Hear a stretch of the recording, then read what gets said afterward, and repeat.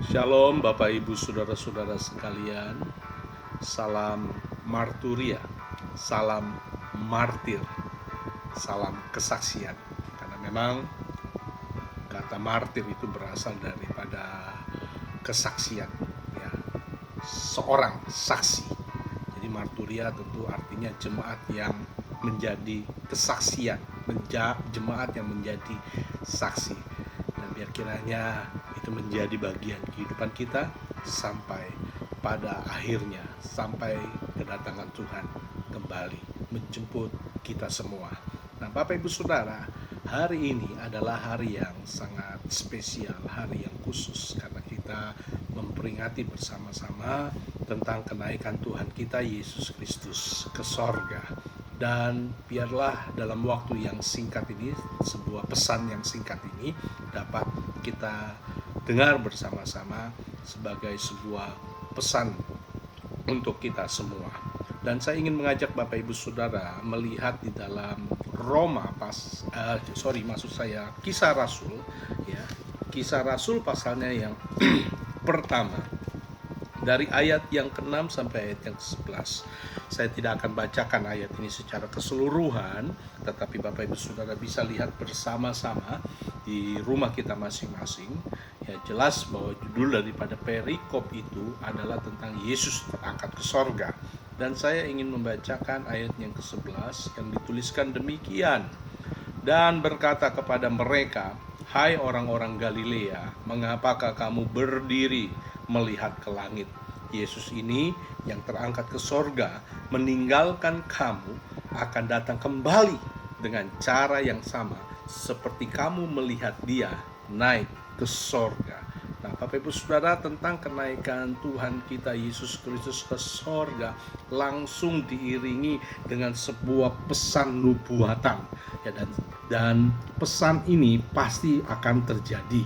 Ya, Yesus dikatakan di situ bahwa Yesus yang terangkat ke sorga akan datang kembali dengan cara yang sama. Jadi pesannya jelas, Yesus akan datang kembali. Anak manusia akan datang kembali. Dan kedatangan Tuhan kita Yesus Kristus bukan hanya sekedar dituliskan di dalam Alkitab kita. Di beberapa kepercayaan yang lain juga mereka meyakini bahwa akan datang nanti Isa Al-Masih. Nah, jelas sekali Bapak Ibu Saudara bahwa pesannya adalah Yesus akan datang kembali.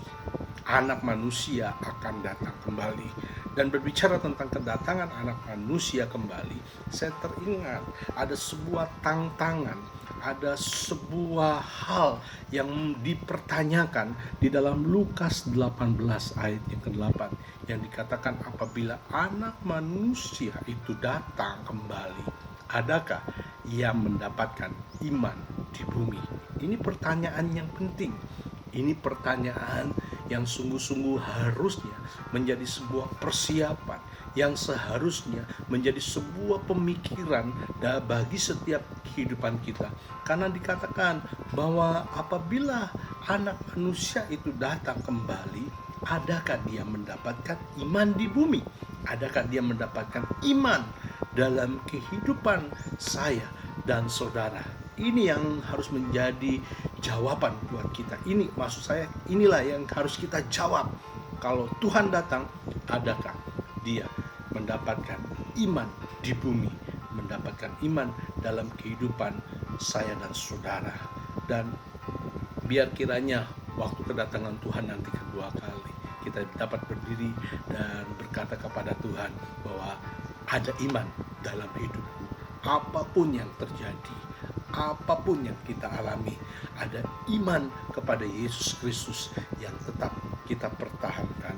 Dan sepertinya masa pandemi hari-hari ini, kesulitan kesukaran yang terjadi hampir dalam keseluruhan kehidupan dunia mempersiapkan kepada kita bahwa akan ada kesukaran, akan ada tantangan yang lebih berat, akan ada hal-hal yang mungkin tidak pernah kita pikirkan sebelumnya akan datang kembali, akan menjadi sebuah gelombang efek daripada apa yang sedang kita alami hari-hari ini.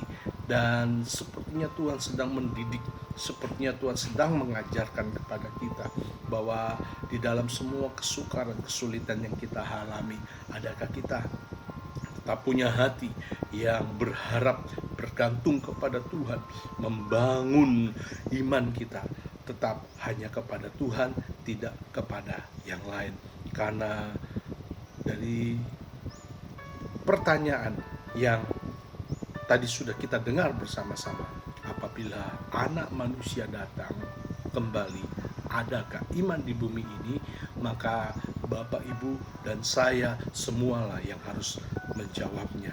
Itu sebabnya Bapak, Ibu, Saudara, biarlah masa-masa ini adalah masa di mana kita terus menumbuhkan iman kita, masa di mana terus kita memelihara iman kita. Dan berbicara tentang iman, maka iman itu bersifat personal, iman itu bersifat pribadi, itu merupakan tanggung jawab pribadi kita. Kita tidak bisa mengcopy paste iman ataupun iman orang lain untuk terjadi dalam kehidupan kita. Saudara yang harus memelihara iman, saudara yang harus menumbuhkan iman, saudara yang harus terus melatih iman, sehingga apapun yang terjadi dalam setiap kehidupan kita, maka iman kita adalah iman yang hidup, bukan iman yang mati, bukan iman yang bergantung kepada orang lain, bukan iman yang ikut-ikutan kepada orang lain. Setiap kita secara pribadi harus bertanggung jawab memelihara iman itu, menumbuhkan iman itu, bahkan mengembangkan iman itu. Seperti firman Tuhan katakan bahwa masing-masing daripada kita memiliki ukuran iman. Dan doa saya, biarlah kiranya iman kita kepada Yesus Kristus adalah iman yang terus kita pelihara alam apapun yang terjadi, dalam apapun yang kita alami. Nah, berbicara tentang iman yang bertumbuh, maka dikatakan di dalam satu ayat firman Tuhan, diberitahu bahwa begini, bahwa iman itu timbul dari pendengaran akan firman Kristus. Dalam sebuah terjemahan yang lain dikatakan bahwa iman itu berasal dari pendengaran akan firman Kristus. Iman itu timbul, berasal dari perkataannya Tuhan, dari logos, dari rema, ya. Dan bahkan dalam ayat itu sebetulnya kata yang dipakai adalah rema. Itu artinya perkataan Allah yang datang dalam kehidupan kita. Saudara, tidak ada pilihan lain untuk memelihara iman. Saudara harus terus membaca Alkitab secara pribadi. Logos Alkitab ini harus dibaca supaya tertulis di dalam hati kita, sehingga di dalam situasi-situasi dan keadaan-keadaan yang khusus, maka Allah akan mengingatkan logosnya, firman-Nya yang tertulis, dibicarakan langsung di hati dan pemikiran kita menjadi sebuah rema. Dan waktu saudara mendengarnya, maka itu akan menjadi iman dalam kehidupan saudara, yang akan melihat bagaimana Allah akan berkarya dalam setiap kehidupan kita. Ini yang harus kita latih, ini yang harus kita pelihara, ini yang harus kita kembangkan tiap-tiap hari dalam kehidupan kita. Karena satu saat nanti kita akan mempertahankan itu semua, saudaraku, di tengah-tengah keadaan yang mungkin lebih sulit, yang lebih sukar, yang lebih menyeramkan dari apa yang sedang terjadi hari-hari ini. Kenapa saya berkata demikian? Karena memang firman Tuhan memberitahukannya. Sebabnya Lukas 18 ayat 8 datang dengan sebuah pertanyaan. Apabila Anak Manusia itu, nanti Yesus Kristus itu datang kembali, adakah ia mendapatkan iman di bumi?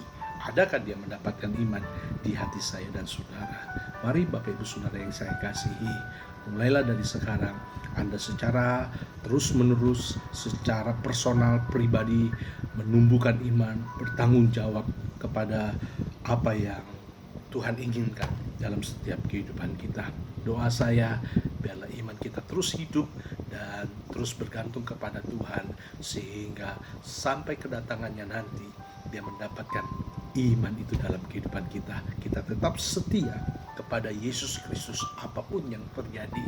Ya, kita tetap setia, tidak menyangkal, tidak berbalik kepada dia, tidak berbalik dari dia kepada hal-hal yang lain. Maksud saya, kita tetap setia kepada Tuhan Yesus Kristus. Doa saya, berkat Tuhan ada di hari kenaikan Tuhan Yesus Kristus. Tuhan memberkati kita semua. Shalom. Haleluya.